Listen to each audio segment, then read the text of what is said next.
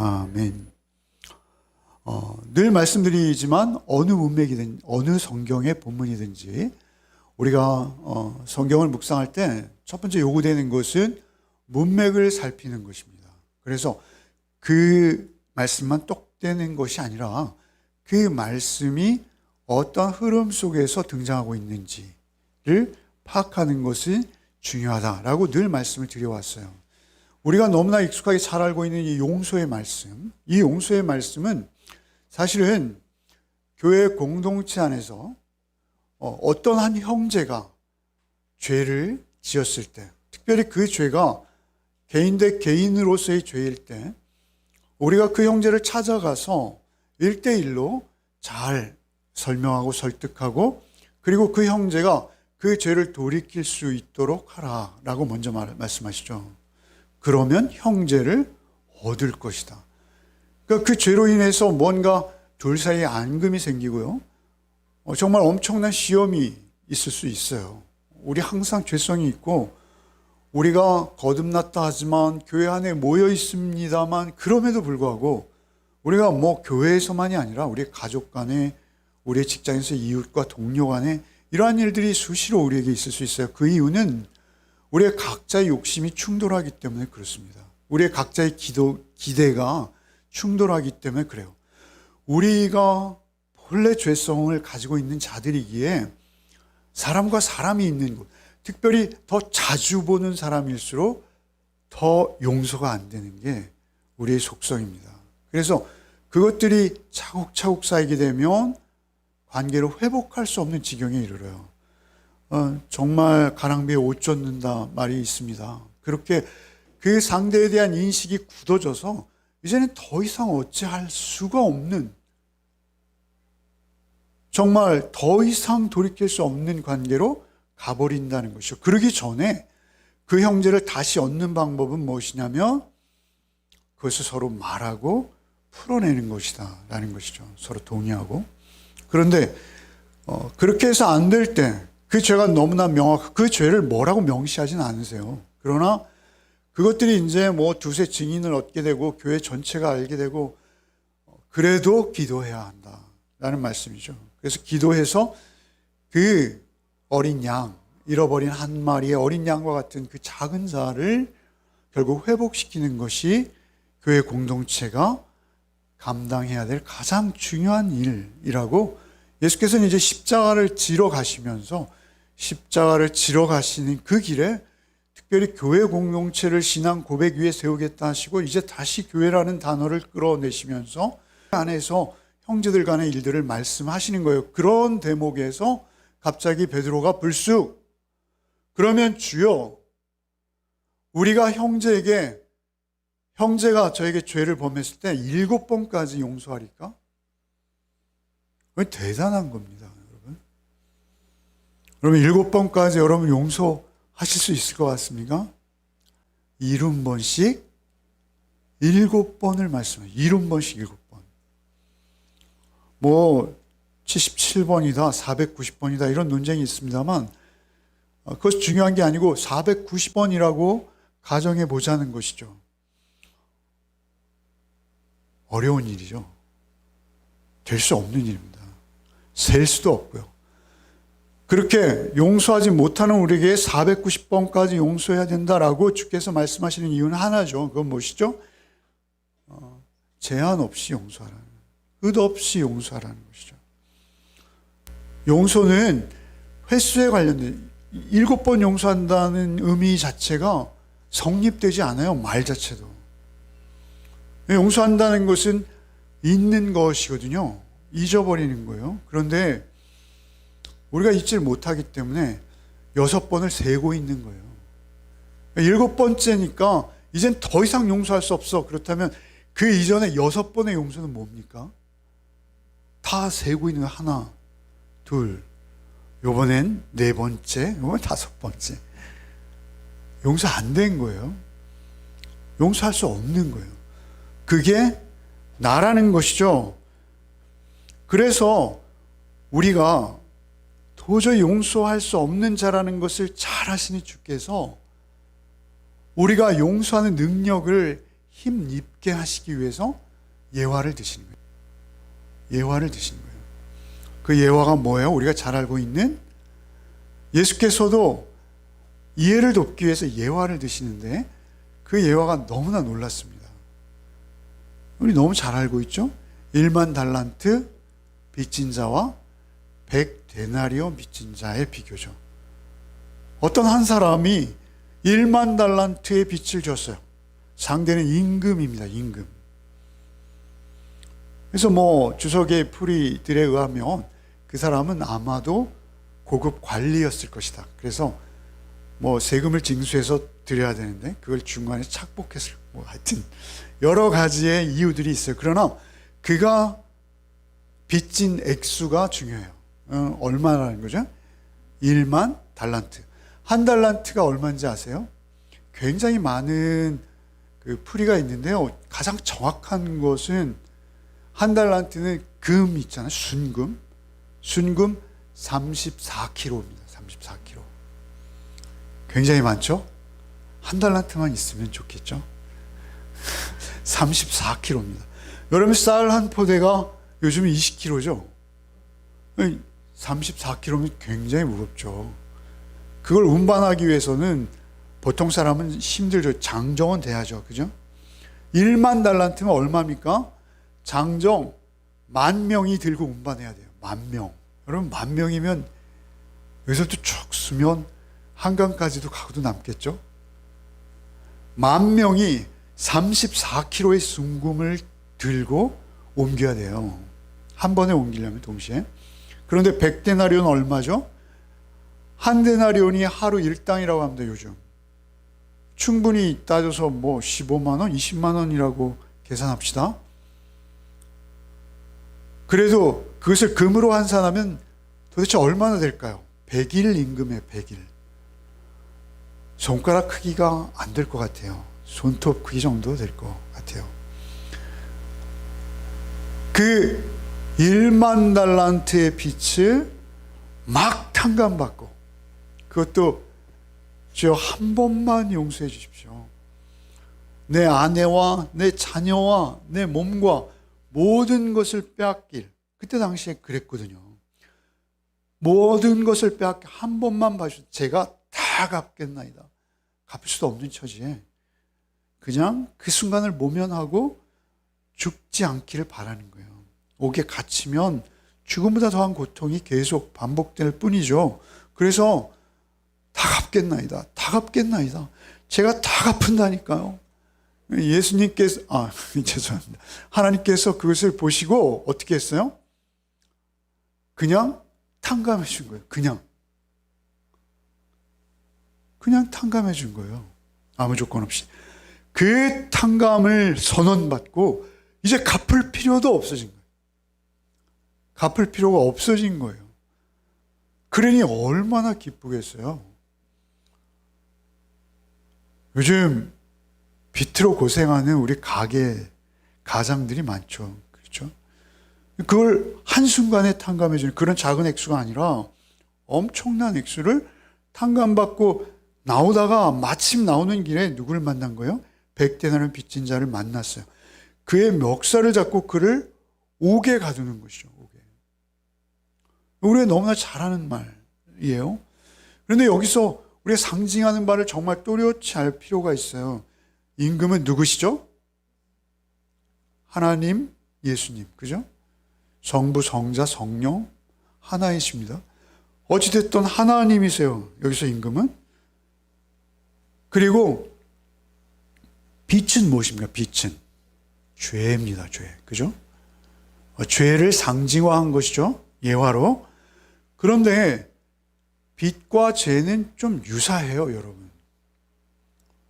죄라는 것은요, 우리가 한번 지으면요, 상당한 매력이 있습니다. 죄는 그래요. 그래서 죄를 자꾸 반복하게 돼요. 뿐만 아니라 그 죄를 가리기 위해서 죄가 죄인지 알거든요. 그 죄를 덮기 위해서 또 다른 무리수를 두게 되어서 죄는 죄를 재생산해냅니다. 죄가 자꾸 쌓이는 거예요. 그리고 나중에는 죄가 죄인지도 모르게 죄 속에 푹 빠져서 죄와 하나가 되어버리는 것이죠. 여러분, 근데 부채도 동일해요. 부채도 비슷합니다. 여러분, 빚이 없으셔서 대부분은 우리가 재산이 없으면 빚도 사실 없어요. 근데 빚이 없으시 잘 모르겠습니다만 빚이 한번 쌓이기 시작하면 이것은 사람이 당하는 압박감이 보통이 아닙니다. 근데 빚이라는 게 클수록 어떻습니까?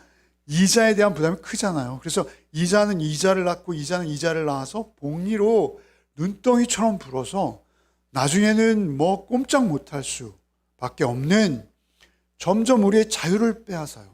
그래서 죄와 빚은요 공통점이 있는데, 그것은 우리의 자유를 빼앗고 우리를 결국 종으로 만들어버려요. 그래서 결국 끌려갈 수밖에 없다라는 것이죠. 그런 상황에서 해결할 수 있는 방법은 하나예요. 딱 하나. 무엇이죠? 채권자가 면제시켜주는 거예요. 돈 받을 사람이 돈 안 갚아도 돼. 그런데 누구에게만 권한이 있어요?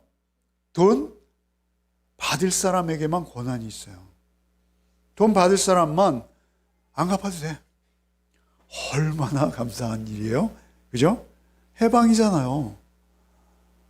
여러분, 이건 안 당해봐서 잘 모르시죠? 안 갚아도 돼. 그냥 없던 일로 해.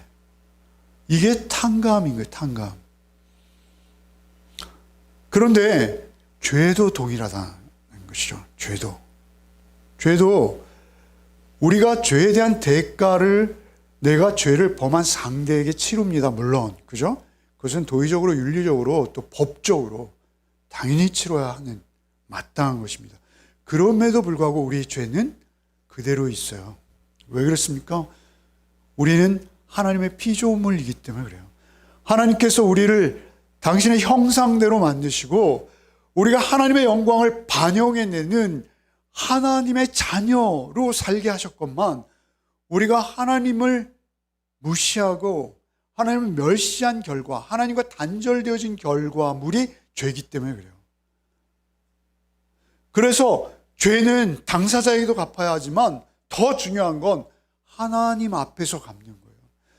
하나님께서 결국 우리의 죄를 심판하실 심판주이시기 때문에 우리가 그 심판대 앞에서 자유하기 위해서 우리는 그 죄를 사함받기 위해서 하나님 앞에서 탕감받을 필요가 있는 자들이에요. 여러분, 우리가 누군가를 죽이고 말이죠. 교통사고로 요즘 많이 그러잖아요. 음주운전해서. 그래서 보상을 넉넉히 했어요. 가족들이 다 합의를 해주고 정말 마음 깊이 이 사람 용서해 주십시오 해가지고 용서를 받았어요. 그럼 용서가 되나요? 내가 죄라는 것은 관계 속에서 오는 것인데 누군가에게 씻을 수 없는 상처를 안기고 그것이 돈으로 또는 보상으로 씻겨지나요? 하나님 앞에서 죄라는 것은 씻겨질 수가 없는 거예요. 그럼에도 불구하고 그 죄를 씻을 수 있는 분은 하나님 한 분뿐이라는 것이죠. 하나님만큼은 그 죄를 완전히 사해 줄 수 있는 거예요. 완전히. 없던 것으로 해줄 수 있는 거예요. 놀랍지 않습니까? 그런데 우리가 하나님을 믿고 하나님을 의뢰하는 자들, 하나님을 경외하는 자들로서 우리는 그 사죄의 은총보다 더 큰 은총은 없어요. 근데 하나님께서 어떤 분이신지를 이사야는 이렇게 말하고 있어요. 이사야 43장 25절 한번 읽어봅시다. 나는 나를 위하여 내 허물을 도말하는 자니 내 죄를 기억하지 아니하리라. 내 죄를 도말하는 자니 내 죄를 기억도 하지 않겠다. 그것이 하나님의 뜻이라는 것이죠. 사실은 성경 전체는 이 한 가지 주제를 가지고 이어지는 거예요.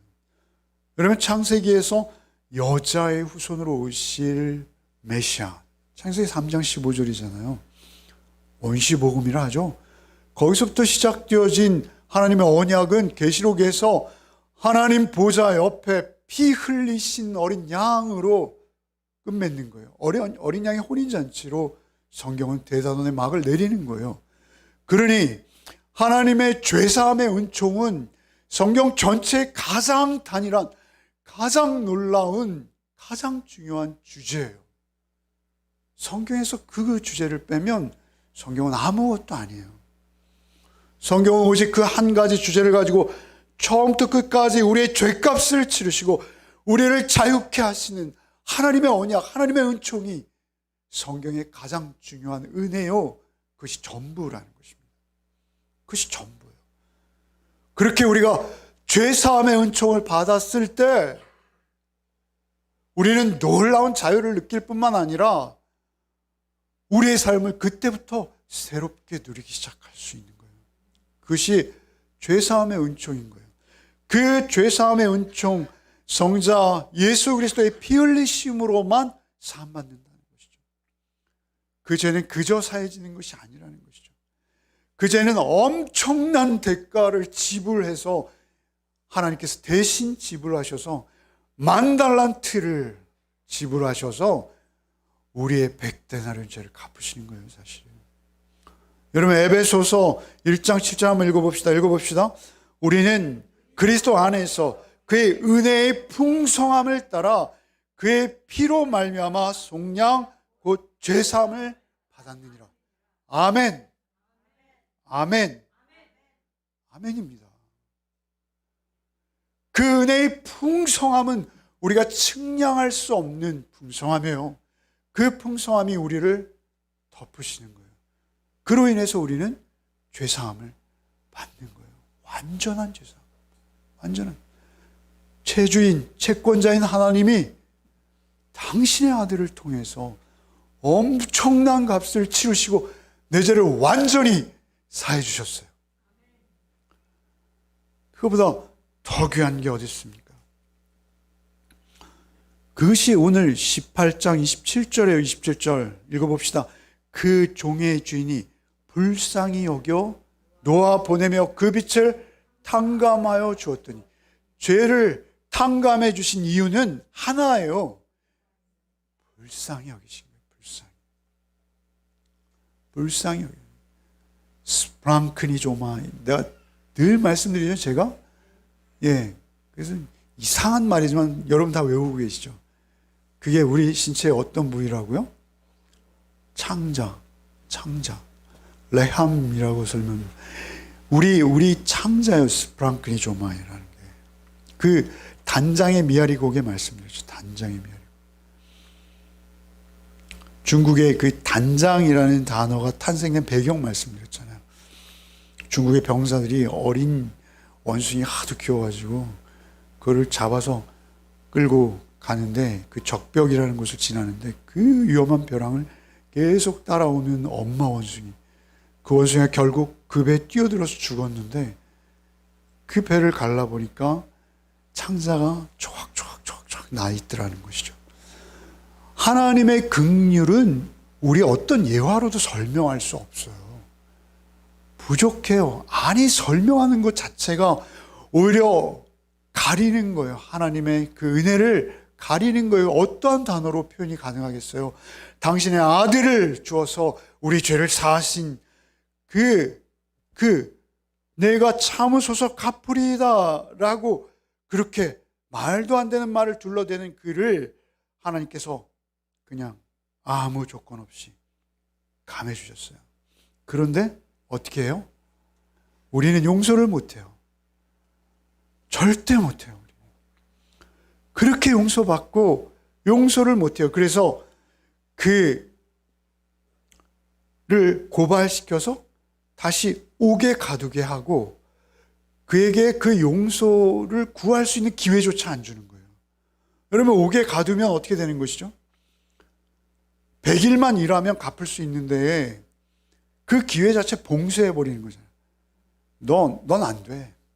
이미 그를 가둬버리는 거예요. 그게 우리라는 것이죠. 그것을 보고 하나님께서 뭐라 말씀하세요? 오늘 본문에 내가 너를 불쌍히 여김과 같이 너도 내 동료를 불쌍히 여김이 마땅하지 아니하냐. 내가 너를 불쌍히 여김과 같이 너도 내 동료를 불쌍히 여김이 마땅하지 아니하냐. 그 은혜를 받은 자라면, 그 사랑을 받은 자라면 어떻게 그게 가능해? 어떻게 그게 가능해? 이렇게 말씀하시는 거예요. 네가 구원받은 자 맞아. 임금이 말씀하시는 거예요. 네가 예수 피로 구원받은 자 맞아. 그렇다면 너는 세상 사람들과는 달라야지. 그걸 말씀하시는 거예요. 너는 그렇다면 이제는 다른 삶을 살아야 되는 거 아니냐라고 말씀하신 것이죠. 여러분, 결국 그 결과가 뭐죠? 34절과 35절 읽어봅시다. 주인이 노하여 그 빚을 다 갚도록 그를 옥졸들에게 넘기니라. 너희가 각각 마음으로부터 형제를 용서하지 아니하면 나의 하늘 아버지께서도 너에게 이와 같이 하시리라. 주인이 노하여 그 빚을 다 갚도록 옥졸들에게 넘겼다. 이것은 무엇이죠? 다시 그가 구원으로 단절되었다는, 구원과 단절되었다는, 그가 옥졸들에게 넘겨졌다는 하나님과의 관계가 끊어진 게 확실하다는 거예요. 그는 이제 옥에 갇혀야 되는 상황이라는 것이죠. 마음으로부터 형제를 용서하지 않으면, 여러분, 마음으로부터 용서해야 돼요. 우리의 마음이 어떻습니까? 여러분, 이것은 예수께서만 하실 수 있다는 거예요. 그래서 살인하지 말라 하였으나 미워하지도 말라는 건 뭐예요? 마음으로 그를 품으라는 것이죠. 간음하지 말라 하였으나 음란한 마음도 품지 말라는 거예요. 그것이 우리가 서기관들보다 나은 하나님의 성품을 회복한 자로 사는 길이라는 것이죠. 그렇다면 여기서 마음으로부터 형제를 용서하지 아니하면 나의 하늘 아버지께서도 너희에게 이와 같이 하시리라. 너희가 마음으로 용서하지 않으면 너희 마음은 하나님으로부터 받은 긍휼을 기억하지 않은 거야. 너의 마음에는 하나님으로부터 받은 용서를 전혀 모르고 있는 거야. 그러니 구원받은 자 아닌 거지. 이렇게 말씀하신 거예요. 여러분, 저는 이 말씀을 지난주에 묵상하다가 이런 생각이, 제가 한때 게임에 엄청 심취했었습니다. 게임 중에 여러분 갤러그라고 아시는지, 그때는 동전을 넣고 해야 돼요. 길거리에 있습니다. 한번 이렇게 동전을 넣고 막 하다가 너무너무 억울하게 죽은 거예요. 그러면 어떻게 됩니까? 그러면 또 해야 돼요. 그걸 리셋한다고. 죄송합니다. 이 비유 엉뚱하죠. 엉뚱해요. 제가 엉뚱합니다. 이렇게. 예수께서는 우리에게 리셋을 요구하시는 거예요. 전혀 없었던 일로 하고 새롭게 시작하게 하시는데 그것을 날마다 요구하시는 거예요. 날마다. 아니, 하루에도 몇 번씩 우리에게 불가능한 거예요. 쉽지 않은 거예요. 그런데 그 불가능한 것을 요구하신다라는 것이죠. 그 불가능한 것을 우리가 가능하게 할 수 있다는 거예요. 그것은 무엇입니까? 예수의 대속의 은혜가 우리 안에 흐르고 있을 때, 예수의 대속의 은혜가 우리 안에 멈추지 않고 있을 때, 그때만 우리는 이것이 가능해진다라는 것이죠. 이제는 새로운 가치관을 가지게 된 거예요. 이제는 새로운 세계관을 가진 거예요. 이제는 삶의 목적과 목표가 바뀌어버린 거예요. 이 땅에서의 우리의 삶이 다가 아닌 거예요.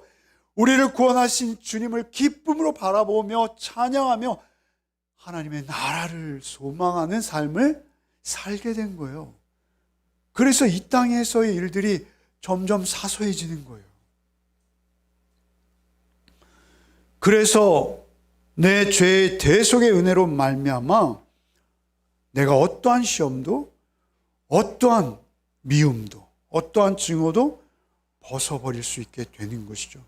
주의 안에 있을 때 우리는 날마다 리셋할 수 있다는 거예요.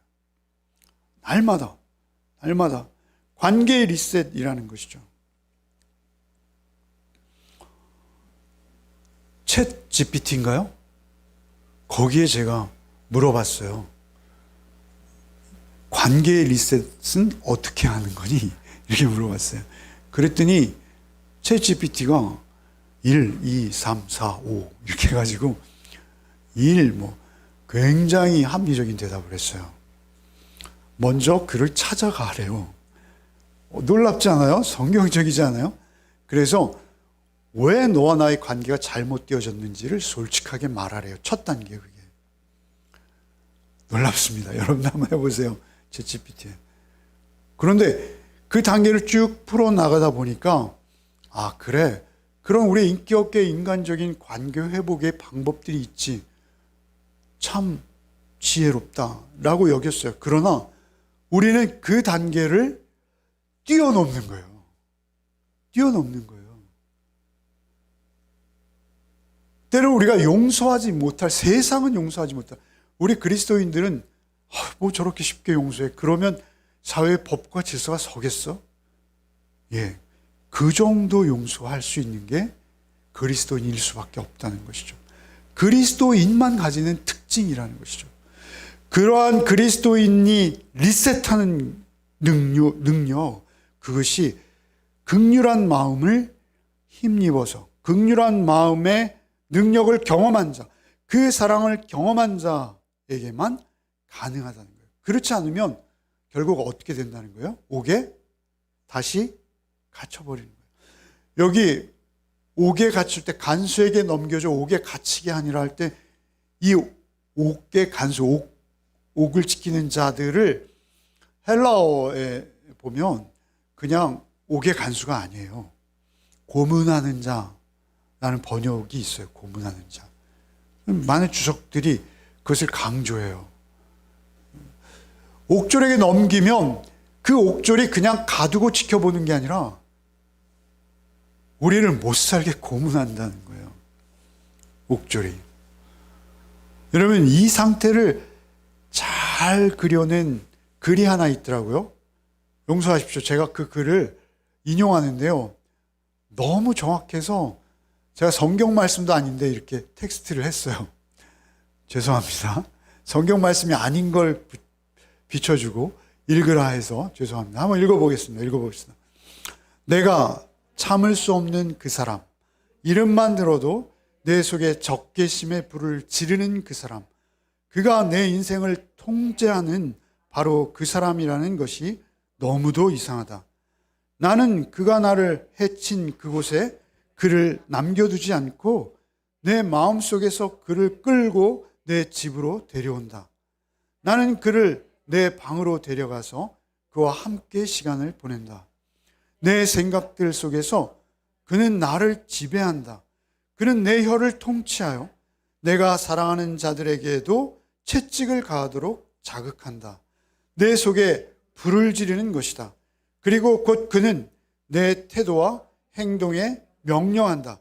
그래서 나는 그에게 말려든다. 증오의 불이 증오의 목표물보다 증오하는 자에게 더 큰 피해를 주는 것이 그 몇 번인가. 오 주여, 당신의 식히는 사랑을 내 불난 가슴에 부어주소서. 제가 품은 모든 상처들을 주님 발 앞에 내려놓습니다. 린다 뭐요? 네, 그런 분이 쓴 글이에요. 너무 정확하지 않습니까? 너무 정확해요. 죄라는 것, 우리의 미움, 우리의 증오, 그것이요, 나를 옥에 가두어요. 옥에 가두기만 하면 좋겠습니다. 그가 나를 고문해요. 고문하기만 하면 좋겠습니다. 내 아내와 내 자식과 그들까지 올무로 꽁꽁 묶어 노예화시키는 거예요. 어떻게 그런 일이 가능할까요? 현실적으로 그런 일들이 벌어지고 있다라는 것이죠. 미움과 증오가 자신은 물론 가정까지 내가 빚을 졌는데 내가 미움과 증오를 안고 끙끙 매는데 내 아내가 불편해하고 내 자녀가 그 영향으로 빗나가기 시작하는 거예요. 얼마나 무섭습니까? 그 직접적인 피해는 사실 사소해요. 그가 나에게 끼친 피해는 사소하다니까요. 내 생명을 빼앗은 것도 아니에요. 그가 나에게 끼칠 수 있는 손해라는 건 직장을 뭐 잃어버린다든지 그 정도예요. 최대한 잡았을 때. 그죠? 그런데 그 최대한보다 몇 배 큰 내 인생에 영향을 끼친다는 사소한 것이. 그 사소한 것이. 우리가 용서할 수 있는 마음은 오직 주께서 주시는 마음이에요. 그래서 주께서 주시는 용서할 수 있는 능력을 우리가 품을 때 우리는 정상인이 될 수 있어요. 그나마. 아니, 주께서 주시는 그 긍휼의 능력을 내가 경험하고 있을 때는 여러분 능력자가 돼요. 능력자. 여러분 저는 이 용서라는 말씀을 묵상하다가 어제 저녁에 홀로 묵상하다가 탁 떠오르는 한 인물이 있었어요. 그 인물이 너무나 그리워지더라고요. 그리고 그분이 하신 말씀이 기억나더라고요. 그래서 그분의 풀 영상이 40분 정도 되는데 그걸 막 스킵하면서 봤어요. 그랬더니 그분이 한 대사가 자막으로 나오는데 그 자막의 일부를 제가 캡처해 왔어요. 이분은 한겨울에도 맨발로 그 지하철 안에서 화이트 코리아. 왜 한국이 남과 북으로 나뉘었습니까? 화이트 코리아. 최춘선 목사님. 할아버지 목사님. 안중근. 당신은 안중근이에요. 당신은 유관순이에요. 계속 이 말만 반복하는 거죠. 그리고 여기다 예수 믿으세요. 라고 달력종이 뒤에다 쓰고 머리에 두른 채 화이트 코리아. 안중근 같으십니다. 유관순 같으십니다. 이 말만 반복하세요. 얼마나 조롱하는지요. 얼마나 비웃는지요. 야, 미친 노인네야. 신발 좀 신어. 사람들이 괜히 주는 것도 없이 와서 조롱합니다. 그런데 그분이 인터뷰를 하는데요. 그분 돌아가시 바로 얼마 전이에요. 이런 말씀을 하세요. 이것도 한번 읽어봅시다. 한번 읽어봅시다. 어머니 기도의 응답으로 하나님의 축복으로 세상에서 부러운 사람이 없고 무서운 사람이 없고 미운 사람이 없고 보기 싫은 사람이 없고 얼마나 감사한지요. 부러운 사람이 없는 사람은 법률 없이 1등 부자예요. 미운 사람이 없는 사람은 1등 권세예요. 세상 왕들의 억만배 권세예요. 미워하는 사람이 없는 사람은 1등 권세. 저는 이 말이 탁 박혀 있었어요. 왜 박혔는지 모르겠어요. 그때 아마 저는 누군가를 미워하고 있었는지는 몰라요. 그래서 이 말이 최춘선 할아버지 목사님 이렇게 기억에 났는지 몰라요. 여러분 솔로몬이 지혜를 구했을 때 하나님 솔로몬 칭찬하시죠. 그리고 지혜를 주시죠. 그런데 그때 어떤 말씀을 하시는지요? 이렇게 말씀하세요. 자기를 위하여 장수를 구하지도 않고 부귀를 구하지도 않고 원수의 생명 멸하기도 구하지 않고 오직 송사를 듣고 분별하는 지혜를 구하였은즉. 여러분 인간이 제일 먼저 구하는 게 뭐냐면요. 건강이라는 거예요. 하나님께 천 번제를 드리자 하나님께서 너 뭘 원하는데? 라고 물으시자 보통 사람들이 제일 많이 구하는 게 뭐라는 거야? 하나님께서 제일 기도 많이 들으시는 분이시죠. 그죠? 우리의 기도를 낱낱이 듣고 계세요. 그런데 그 하나님이 사람들이 제일 많이 기도하는 거 너 하지 않고 지혜를 구했어. 내가 지혜를 주노라. 이렇게 하시는 거잖아요. 그런데 사람들이 제일 많이 구한 건 뭐라는? 첫째, 건강이라는 거예요. 장수. 두 번째 뭐라는 거예요? 돈이라는 거예요. 돈. 부귀. 세 번째 뭐라는 거예요? 전 이 세 번째가 너무 놀라워요. 건강과 부귀를 구하자마자 뭘 하는 거예요? 내가 미워하는 사람 원수 갚게 해주세요가 우리의 기도예요. 우리가 기도를 한다고 하나님 앞에 앉아서 그렇게 읊조리는 내용들이 건강과 부귀를 제외하고 세 번째 많은 게 놀랍게도 원수감. 내가 미워하는 사람, 저 사람 좀 꼬꾸라지게 해주세요. 여러분, 요즘 세상을 좀 보세요. 세상이요, 사랑으로 굴러가는 게 아니라 증오로 굴러가는 것 같아요. 여러분, 증오가 자기를 삼킵니다, 여러분. 증오가 결국 남을 제압하는 게 아니라 자기를 삼켜요.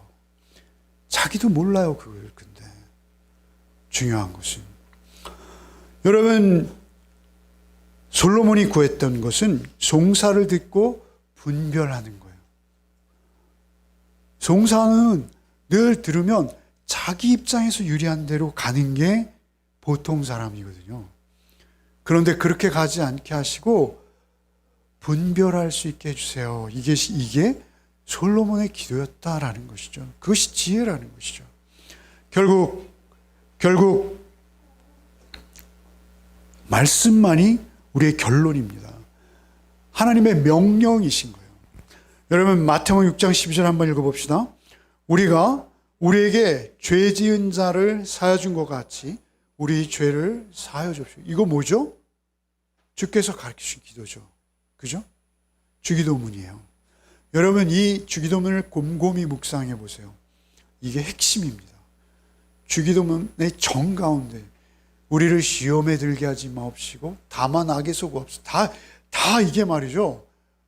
우리가 하나님의 긍휼을 입었는가를 확인하시는 거예요. 여러분, 마태복음 6장 14, 15절 한번 읽어봅시다. 너희가 사람의 잘못을 용서하면 너희 하늘 아버지께서도 너희 잘못을 용서하시리라. 너희가 사람의 잘못을 용서하지 아니하면 너희 아버지께서도 너희 잘못을 용서하지 아니하시리라.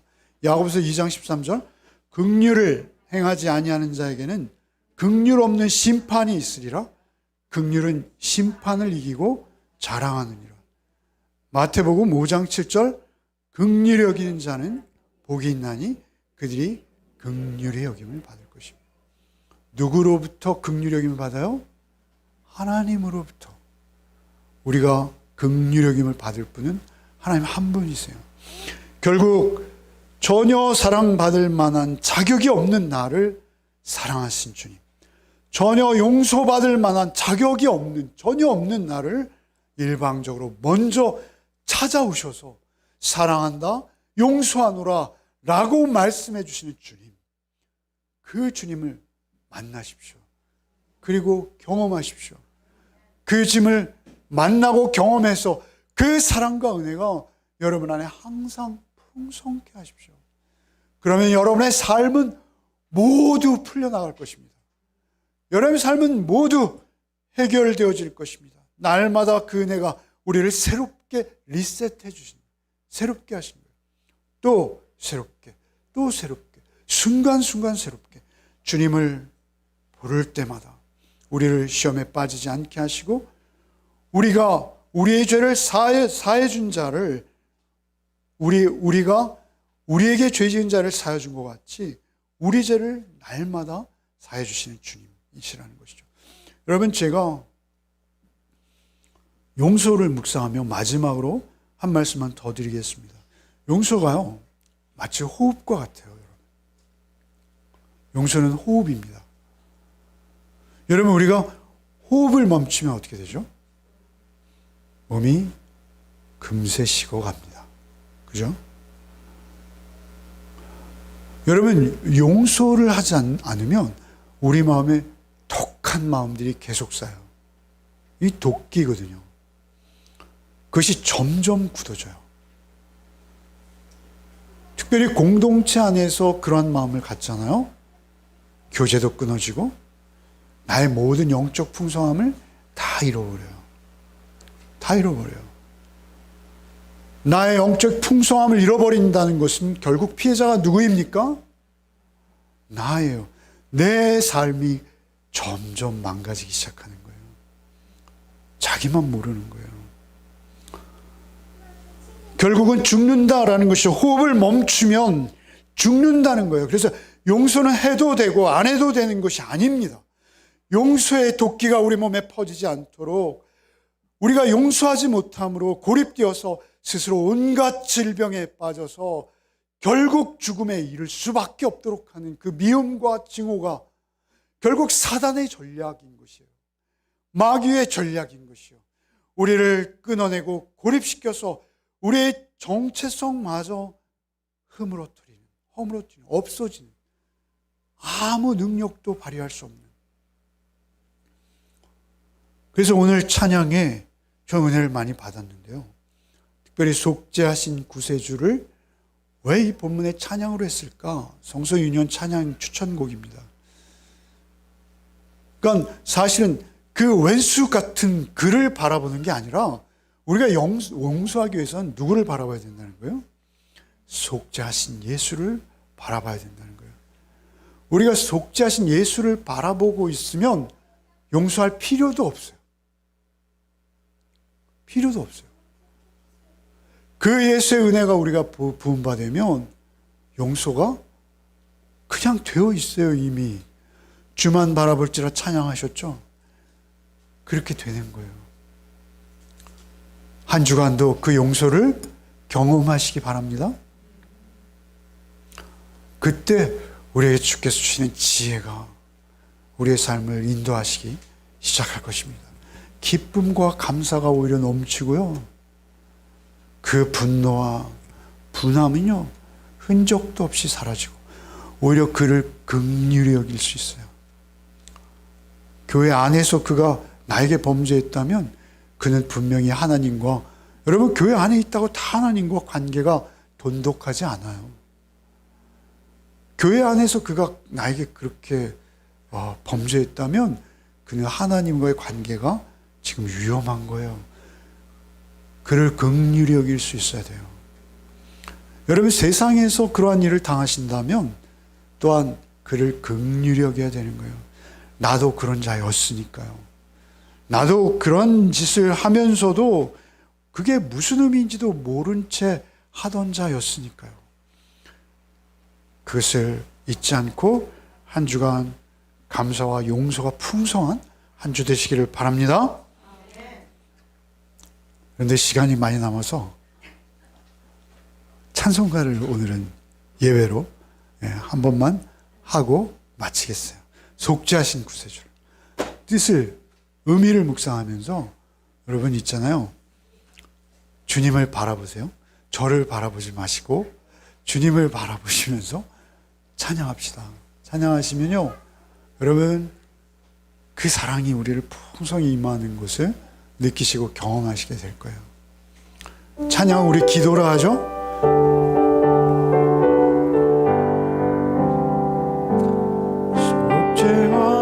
속죄하신 구세주를 내가 찬송하리라.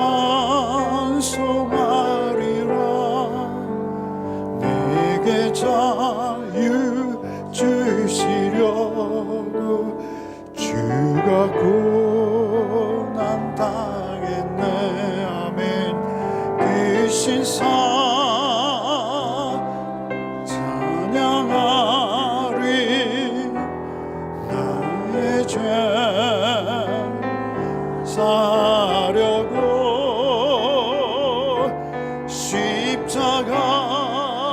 십자가에 죽임 당한 나의 주 찬양하리. 내가 구원 받은 증거 기뻐 전파리라.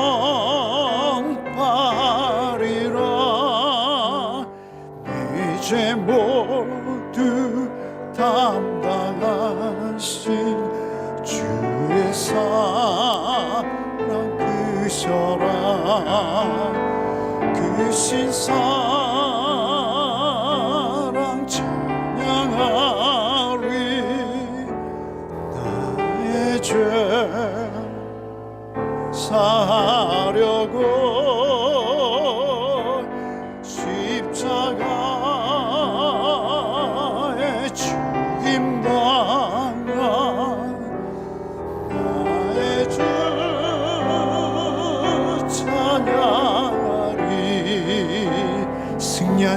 승리하신 구세주를 내가 찬송하리라. 죄와 죽음 지옥 권세 주가 모두 이겼네. 그 신사랑 찬양하리. 나의 죄 사려고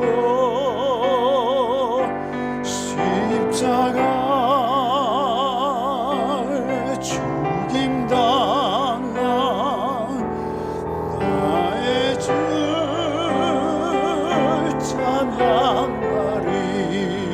고마우신 구세주를 내가 찬송하리라. 죽음에서 생명으로 나를 인도하셨네. 그 신사랑 찬양하리. 나의 죄 사려고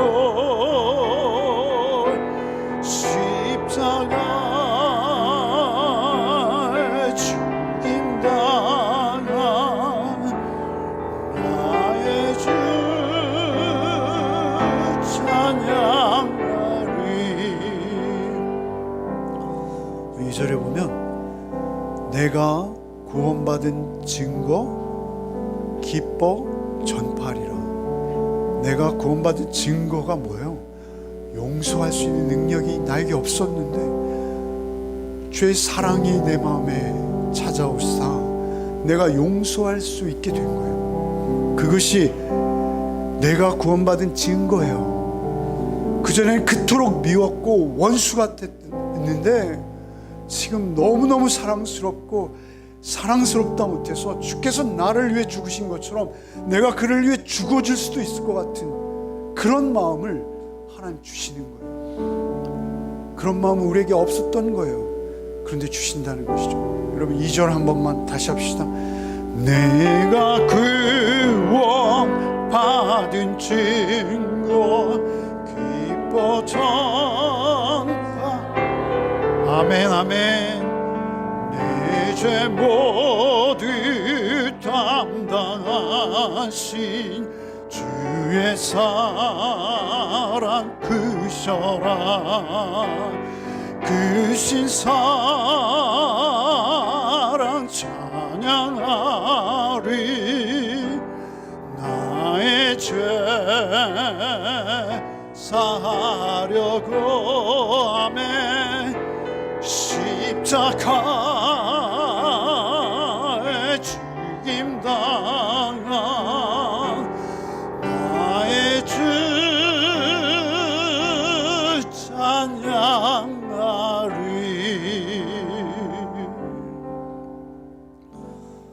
주님, 주께서 그 알 수 없는 사랑, 그 무한하신 사랑, 그 신비하신 사랑, 그 사랑으로 나를 찾아오사 나의 이 억만 죄악, 말할 수도 없는 죄들, 미워하고 증오하며 살인했던 자, 간음했던 자, 주여 나를 용서하시고 받아주실 뿐만 아니라 품어주신 그 사랑 알게 하시니 참으로 감사합니다.